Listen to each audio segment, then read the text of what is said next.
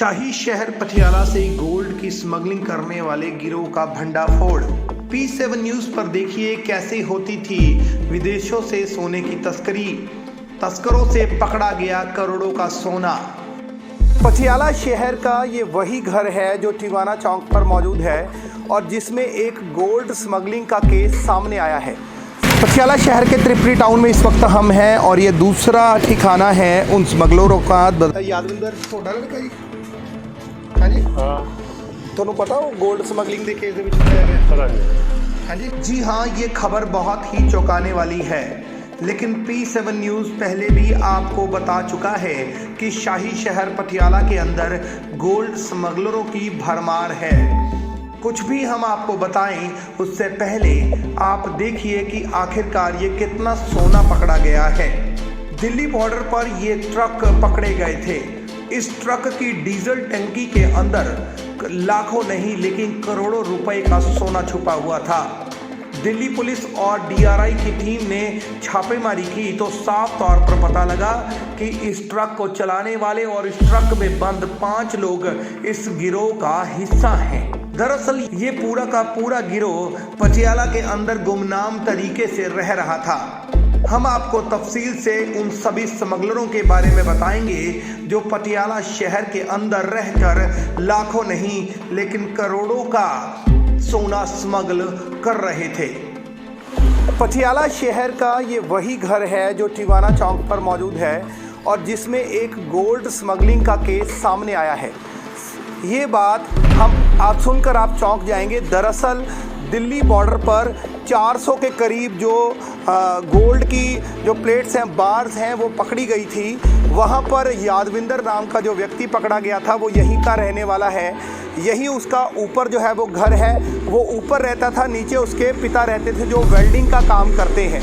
बताया ये जा रहा है कि यादविंदर के पास से जो उसका ट्रक था उसके अंदर 400 के करीब जो गोल्ड की जो बार्स हैं वो मिली थी। DRI और दिल्ली पुलिस ने मिलकर ये कार्रवाई की थी और उसके बाद 5 बंदों को वहाँ पर अरेस्ट किया गया था। CBI लगातार छापेमारी कर रही है और इन लोगों को लगातार अरेस्ट करने की बात कह रही है।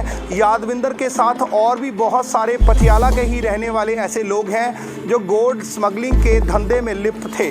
हमारी तफ्तीश में हमने पाया कि यादविंदर का एक दूसरा साथी जिसका नाम जानू भी है, जो त्रिपुरी टाउन के मेन बाजार में SK ट्रैवल नाम की दुकान भी चलाता है, उसके घर भी पुलिस ने दबिश दी थी।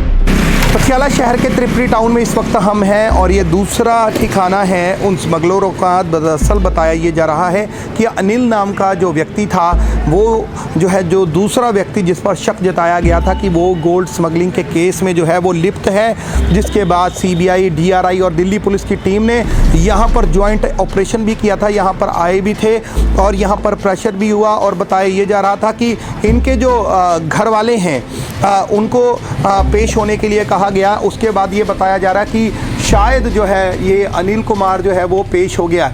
वही दूसरी तरफ आप देख सकते हैं कि सम्मन यहाँ पर लगाया गया है। सुरिंदर कुमार एलियास जानू के नाम से ये जो अब सम्मन है वो लगाया गया है और साफ तौर पर यह बताया गया है कि इंक्वायरी गोल्ड स्मगलिंग के एक्ट में जो है इनको बुलाया गया है। बताया ये जा रहा है कि बाद में ये जो व्यक्ति है वो पेश हो गया है। दरअसल ये गिरोह पटियाला शहर के अंदर काफ़ी देर से सक्रिय था और इसी तरह का जो नोटिस है वो चिपकाया गया हर एक दुकान के बाहर, हर एक घर के बाहर उन स्मगलरों के जो व्यक्ति इस पूरे कांड में लिप्त थे।